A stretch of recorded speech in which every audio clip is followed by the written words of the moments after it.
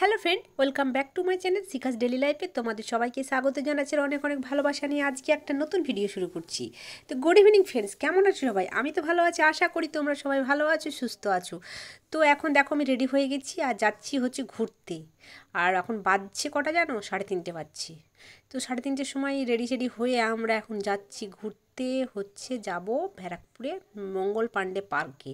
আর আজকে তো 25শে ডিসেম্বর, জানি অনেক ভিড় হবে। দিদি বলছে অনেকটা ভিড় হবে এখন যেতে চাইলে। তো আরেকদিন গিয়ে মানে যাওয়ার জন্য রেডি সেডি হয়ে বাজার থেকে ঘুরে এসেছিলাম জানো, কারণ দেরি হয়ে গেছিলো আমাদের। তো দিদি বলছে ওখানে গিয়ে কোনো ছবি ভিডিও কিছুই করা হবে না, অনেকটা সময় মানে দেরি হয়ে গেছে আমাদের বেরোতে বেরোতে। তার জন্য সেদিন আমরা আর যাইনি, সেদিন আমরা ঘুরে এসেছিলাম। তো না, আজকে কিন্তু যাবই। তো তার জন্য তাড়াতাড়ি বেরিয়েছি, 3:30 বেজে গেছে আমাদের। রেডি সেডি হতে তো একটু সময় লাগবে বলো। তো আমরা দেখো অটো ধরেছি, তো অটোতে করে এখন যাচ্ছি মঙ্গল পাণ্ডে পার্ক দেখতে। অনেক দিনের ইচ্ছে আমার, যাব যাব যাব করে যাওয়া আর হয় না। যাই ব্যারাকপুর থেকে, দিদির বাড়ি থেকে ঘুরে চলে আসি, কিন্তু অন্য কোথাও যাওয়া হয় না। তো আশরাফ বললো চলো আজকেই চলো, আর আমরা বাড়ি চলে যাব কালকে। ঠিক আছে, তো যাচ্ছি এখন মঙ্গল পাণ্ডে পার্ক। তো চলো তোমাদেরকেও সঙ্গে করে নিয়ে যাচ্ছি। আমি তো একা একা দেখবো না, তোমাদেরকেও সঙ্গে সব কিছু দেখাবো। একসঙ্গে আমরা সবাই মিলে যাব বলো। আমার ফ্রেন্ডদিকে রেখে কি আমি একা একা দেখতে পারি কোনো কিছু? তো সব ফ্রেন্ডদেরকে আমি নিয়ে যাচ্ছি মঙ্গল পাণ্ডে পার্ক। ঠিক আছে, আর আজকে 25শে ডিসেম্বর, মানে এতটাই ভিড়, চারিদিকে শুধু সান্তাক্লজের টুপি আর তোমার মুখোশ, আর সান্তাক্লজের তোমার পুতুল বিক্রি হচ্ছে। আমার মেয়ে যেখানে দেখতে পাচ্ছে মাম্মাম পুতুল, মাম্মাম পুতুল। আর এদিকে দেখো দাদা বৌদি হোটেলে কেমন ভিড়। আজকে 25শে ডিসেম্বর, আজকে তো ভিড় হবেই। আর এরকম ভিড় নাকি প্রত্যেক দিনই হয়। দিদি বলছে আজকে কি দেখছি যে এরকম ভিড় প্রত্যেক দিনই হয়। আর এই যে কত লাইন দেখছো, কখন যে এরা খাবার পাবে, 4টে তো বেজে গেছে, কখন খাবে? আশরাফ বলছে ওরা লাইনে দাঁড়িয়ে থেকে থেকে ওদের অভ্যেস হয়ে গেছে, ওদের খিদে পায় না, তুমি অত ভেবো না ওদেরকে নিয়ে।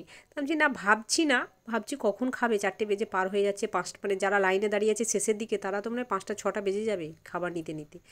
তো যাই হোক, দেখো আমরা অটো থেকে নেমে এখন টোটো ধরেছি, মঙ্গল পাণ্ডে পার্কের দিকে যাওয়ার জন্য রওনা দিয়ে দিয়েছি। তো চলো সঙ্গে থাকো।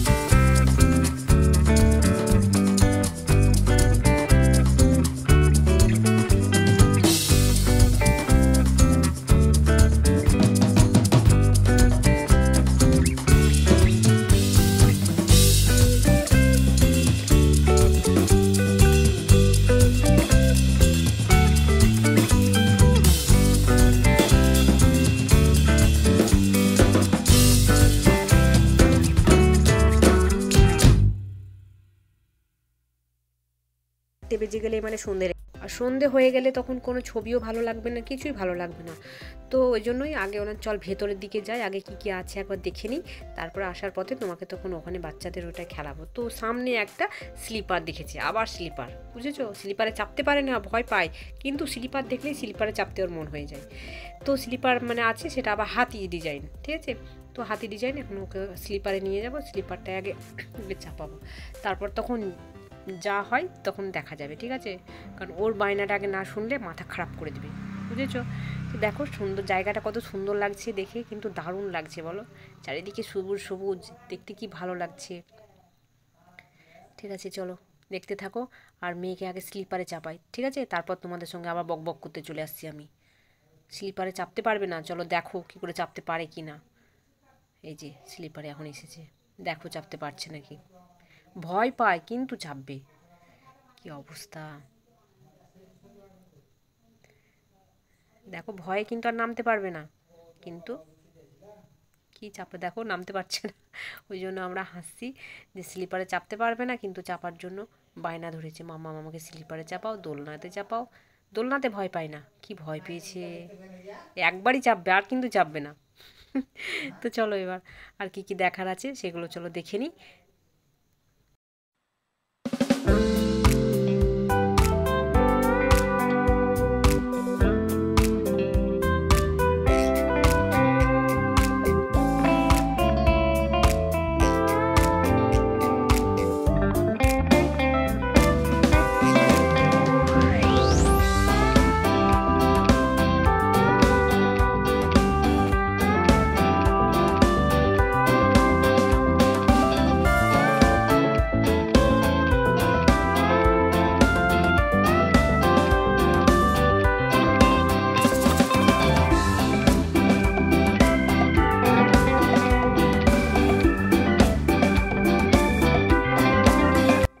এখানটায় দেখো অনেক খেলার জিনিস আছে বাচ্চাদের, কিন্তু বাচ্চাদের থেকে জানো এই জায়গাগুলোতে বড়রাই বেশি খেলাধুলা করছে, মানে বড়রাই চেপে বসে আছে সব জায়গাতে দেখছি, মানে বাচ্চাদের কোনো চান্স নেই। তো দেখলাম, তো আশরাফ বলছে তুমি কি চাপবে একবার, না বাবা আমি চাপবো না, আমার শখ নেই চাপার। তো মেয়েকে দেখো এখানে ওখানে চাপাচ্ছি, যেটাই ফাঁকা থাকছে সেটাই চাপানোর চেষ্টা করছি ওকে, ও তো ভয় পাচ্ছে চারিদিকে চাপতে। তো চলো এবার এই যে দেখো সব বাচ্চারা খেলাধুলা করছে, অনেক কিছু জিনিস আছে। আমার মেয়ে কি বলছে জানো, মাম্মা জিম করছে দেখো, ও জিম বলছে। আমার হাসি পেলো, যে তুই কী করে জানলি এগুলো জিমে করে? তো হ্যাঁ মাম্মা এগুলো জিমে করে, তো জিম করে না এরকম করে, ও দেখেছে মোবাইলে। ঠিক আছে, কী বলবো বলো, বাচ্চাদের মানে বাচ্চাদের আর কোনো কিছু না জানা নেই, সব কিছুই জানা হয়ে গেছে, মোবাইল দেখে দেখে একদম এক্সপার্ট হয়ে গেছে ওরা। আর সামনেই আছে চলো গঙ্গা ঘাট, চলো দেখাই তোমাদের গঙ্গার সৌন্দর্যটা, কত সুন্দর লাগছে, সূর্যের আলো পড়ছে, সূর্যটা এখনও আছে, কি ভালো লাগছে দেখো জলে তোমার সূর্যটা একদম ছটা পড়ছে, মনে হচ্ছে একদম লাল লাল হয়ে আছে, কি দারুণ লাগছে। আর নৌকা চলছে, যাদের ইচ্ছে হচ্ছে তারা নৌকাতে একটু মানে ঘুরছে, কিন্তু আমি আর চাপলাম না, কারণ এমনিতেই যেদিন এসেছি সেদিন তো গঙ্গা পার হয়েছি, আর কত নৌকাতে করে গঙ্গা পার হবো, ঠিক আছে আর চাপবো না রে বেটা। আমার মেয়ে বলছিল মাম্মাম চলো আমরাও একবার নৌকাতে ভেসে আসি, না আর চাপার ইচ্ছে নেই, অনেক চেপে নিয়েছি। ঠিক আছে।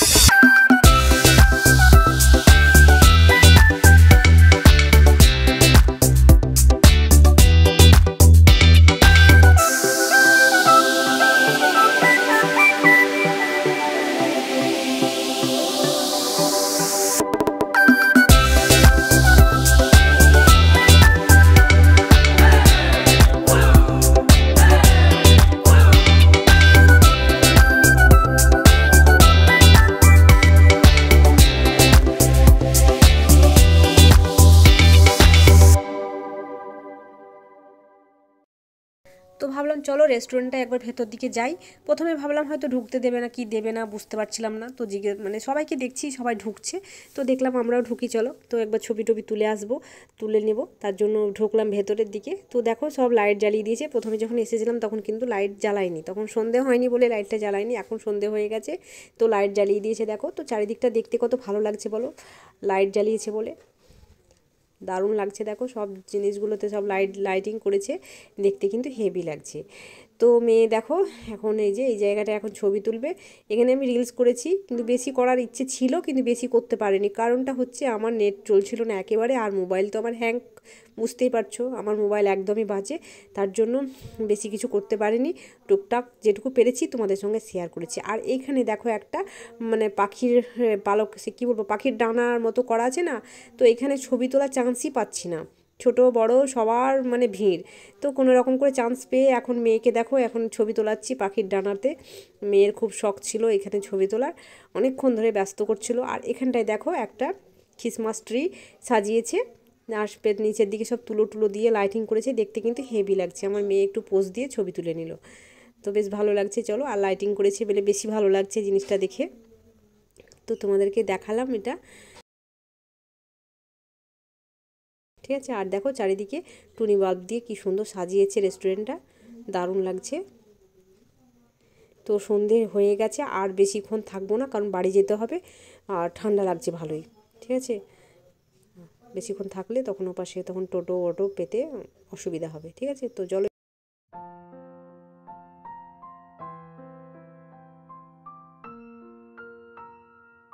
চলো এবার বাড়ি যাওয়া যাক, বাইরের দিকেই যাচ্ছি এখন আমরা। আর তোমার ভেবেছি যে ভিডিওটা আমি এখানে শেষ করে দেবো। দেখো টাটাও করে দিলাম, মেয়েও বাই করে দিল, তো দিদিকে বলছি দিদি ভিডিও শেষ করলো এখানেই, তো আমাকে বললো এখানে শেষ করে দিই ভিডিওটা, বাড়িতে গিয়ে তখন এডিটিং করে পোস্ট করে দিবি। তো না, ভিডিওটা শেষ করলে হবে না, কারণটা হচ্ছে যে চিড়িয়ামারে যখন নেমেছি তখন দেখছি মেলা বসেছে, জানতাম না যে মেলা বসেছে জানো। তো ভিডিও আমি শেষ করার পর আবার দেখলাম যে না, তোমাদেরকে মেলাটা না শেয়ার করলে মানে কি বলবো, আমাকে নিজেকে একটু খারাপ লাগছিল। তো এই যে সামনেই সব সাঁওতালি মানে নাচ করবে বলে সব দাঁড়িয়ে আছে, এটা দেখে সত্যি আমার হেভি লেগেছে, দারুণ লেগেছে, তোমাদেরকে কি বলবো। তো মেয়েকে একটু পোজ দিয়ে ছবি তোলালাম। তো নাচটা এখনও শুরু হয়নি, সব রেডি হয়ে দাঁড়িয়ে আছে, মানে সবাই দাঁড়িয়ে আছে রেডি হয়ে। আর ভেতরের দিকে এখন যাচ্ছি মেলার, দেখো আনন্দ মেলা, এটা ব্যারাকপুরে চিড়িয়ামোড়ে ওখানে বসেছে, চিড়িয়ামোড়েই মনে হয়, বললাম ঠিক কি দেখলাম আমি, না ভুল বললাম জানি না, যদি ভুল বলেছি সত্যি জানি না, তোমরা কমেন্ট করে বলবে চিড়িয়ামোড় নাকি এটা, চিড়িয়ামোড়ই মনে হয় এটা। তো যাই হোক, এখন আমরা খেতে চলে এসেছি তন্দুরি চা, ঠিক আছে, তন্দুরি চা খাবো। তো প্রথমে জিজ্ঞেস করলাম তন্দুরি চা কত করে, তো বললো 30 টাকা করে, এক কাপে 30 টাকা। তো খাইনি কোনো দিন, তো 30 টাকাটা এমন কিছু লাগলো না গায়ে, যে ঠিক আছে 30 টাকাটা ব্যাপার নাই, খেয়ে দেখি আগে, ঠিক আছে। তো এই যে আগুনের মধ্যে যা দেওয়া আছে কাপগুলো, মাটির ভাঁড়গুলো দেওয়া আছে, এখন এটা চায়ের মধ্যে ডুবিয়ে দিচ্ছি। কি ধরনের চা জানি না, খাবো প্রথম, আগে কোনো দিন খাইনি, দেখেছি মোবাইলে তন্দুরি চা কীভাবে তৈরি করে এগুলো দেখেছি, কিন্তু কোনো দিন নিজের চোখে দেখিনি, মোবাইলে দেখেছি। আর আজকে কিন্তু নিজের চোখে দেখছি, আর খেয়েও দেখবো কেমন টেস্ট হয়, ঠিক আছে। বুঝলাম না জিনিসটা কি হলো, ভাঁড়গুলো আগুনে দিয়ে একদম লাল গড়গড়ে লাল করে দিচ্ছে, তারপরে তখন এটার মধ্যে চা দিচ্ছি। তো দেখবো এবার টেস্টটা কেমন হয়, ঠিক আছে, তারপর তোমাদেরকে জানাচ্ছি টেস্ট কেমন চায়ের। দেখে তো মনে হচ্ছে যা ক্যাপাসিটি করছে দেখে মনে হচ্ছে অনেক চায়ের হয়তো টেস্ট হবে, কিন্তু খুব একটা টেস্ট ছিল না, খেয়ে দেখেছি মোটামুটি, ঠিক আছে, যেমন চা হয় সেরকমই, এমন কিছু স্পেশাল এমন কিছু নয়, না এখন অন্য কোথাও হয়তো আরও স্পেশাল করে বানাই সেটা আমার জানা নেই, কিন্তু এটা খেয়ে দেখলাম খুব একটা আমার কাছে স্পেশাল জিনিস লাগলো না, ঠিক আছে।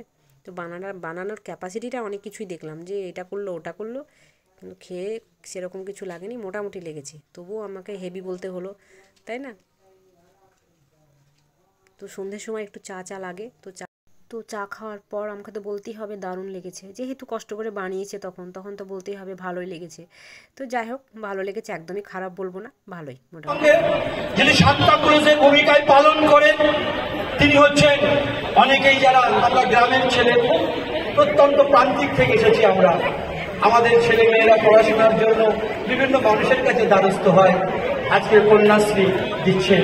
আজকে আমরা গরিব সম্প্রদায়ের মানুষ, একজন অসুস্থ হলে তাকে অ্যাডমিশন করতে হয় নান্টুদার কাছে, সিপি সাহেবদের কাছে, অর্জুন সিং এর কাছে, আমাদের বিশেষ করে চেয়ারম্যানের কাছে গিয়ে হাত পাততে হয়, তাদেরকে হেল্প করবেন।